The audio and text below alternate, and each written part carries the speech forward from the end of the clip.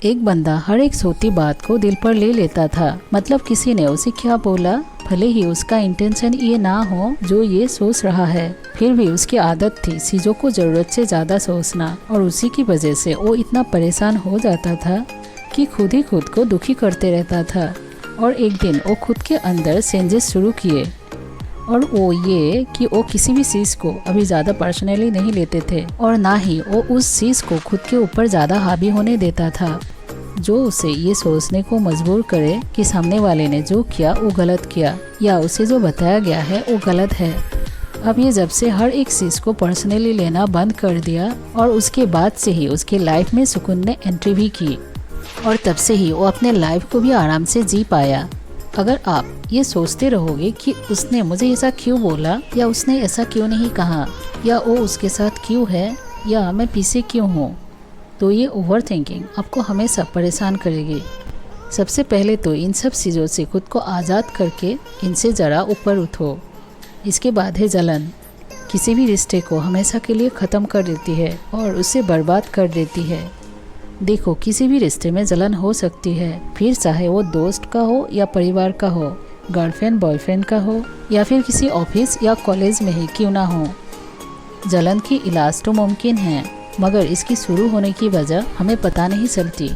ये सडनली हमारे अंदर जन्म ले लेती है और हमारे रिश्ते को बर्बाद करने के बाद शांत हो जाती है। जैसे एक लड़का था, वो बचपन से ही थोड़ा इस टाइप का था कि चीज़ों को खुद से जोड़ना, खुद को ही सबसे ज़्यादा इम्पोर्टेंस देना, और किसी ने अगर उसको बाद में रखा तो वो इतना ज़्यादा छिड़ जाता था जैसे मानो उसके पास से किसी ने क्या चीज़ छीन ली हो। उसका कॉलेज में भी यही सीन था।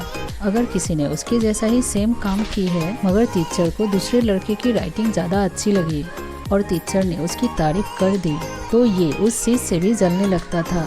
आखिर उसकी तारीफ क्यों की गई, और ये चीज़ उसके अंदर इस तरह से घर कर गई थी कि अभी ऑफिस में भी कोई भी अगर किसी के बारे में इससे बात करता तो ये गुस्सा हो जाता था। और घर पर उसके भाई से इसके माँ बाप अगर प्यार से बात कर लेते या उसका थोड़ा भी तारीफ कर देते, वो इतना छिड़ जाता था कि उसे बहुत ही ज़्यादा गुस्सा आने लगता था। वो एक दिन बैठकर अपने पसंद की कोई किताब पढ़ रहा था। उसमें कुछ ऐसा ही जिक्र आया और वहाँ लिखा था कि आपकी जलन आपको किसी से भी बेहतर बनने नहीं देती, बल्कि आपकी लगन आपको आगे ले जाती है। अगर आप चाहती हो कि आप रेस्पेक्ट डिजर्व करो और आपको लोग समझे, तो किसी से जलन रखना या किसी को निशान दिखाना बंद करके सिर्फ खुद पर काम करना शुरू करो। सिर्फ खुद पर चेंजेस करो जो आपको बुरे लगते हैं। ये नहीं है कि आपको किसी से बेहतर बनने के लिए खुद को बेहतर बनाना है। बेहतर तो आप खुद हो जाओगे, बस आपको आपकी कमियां पता होनी चाहिए। बस उसको एक्सेप्ट करने की और उसको ठीक करने की आपके पास बहादुरी होनी चाहिए।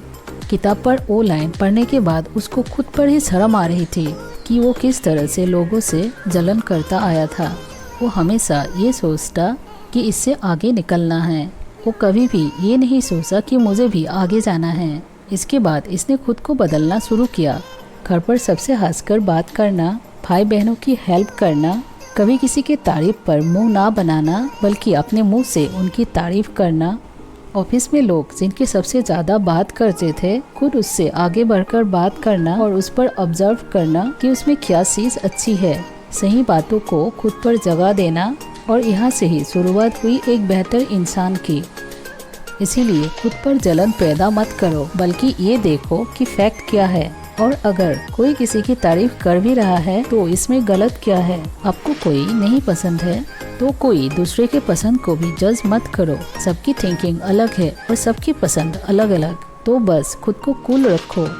इसके बाद है हर एक चीज एक एडवेंचर है। अगर आप इसको इसी नज़र से देखते हो तो कई बार हम लोग डिप्रेस और टूटा हुआ इसलिए फील करते हैं क्योंकि हमें लगता है कि हमें यहाँ सदियाँ गुजारनी है, जबकि ऐसा कुछ नहीं है। प्रॉब्लम आपको कभी भी किसी जगह पर नहीं फंसाती, बल्कि उस प्रॉब्लम पर आपका रिएक्शन क्या है वो आपको वहाँ फंसाता भी है और निकालता भी है। हर एक जगह पर आपका एटीट्यूड ही काम करता है। इसीलिए किसी भी चीज़ को निगेटिव एटीट्यूड से हैंडल मत करो। इसके बाद है आपकी ज़िंदगी उतने सीरियसली लेने वाली बात नहीं है जितना आप सोच लेते हैं। बहुत सारी चीज़ें हमारे हाथ से बाहर होते हैं। आप अभी जिसे सीरियसली ले रहे हैं आज से 2-3 साल बाद आप उस पर ही हंसेंगे कि आप भी किन बातों को सोचकर दुखी हो रहे थे। किसी भी चीज़ को इतना ज़्यादा मत सोचो कि आपको आपकी थिंकिंग से प्रॉब्लम होने लगे। आप जहाँ पर भी फंसने लगते हो वहाँ पर चीज़ों को वक्त पर छोड़ दिया करो कि जो होगा बाद में देखा जाएगा। आपकी साइड से आप उन चीज़ों को सुधारो जो आपकी साइड से सुधारी जा सकती है। उन चीज़ों को कंट्रोल मत करो जो आपके कंट्रोल से बाहर है। उम्मीद करती हूँ आपको ये बातें हौसला देगी। ये बातें आपको आगे बढ़ने में मदद करेगी। If you are agree with this video, then don't forget to share this video with your friends. Thanks for being with me. Don't forget to like, share and subscribe our channel to support us.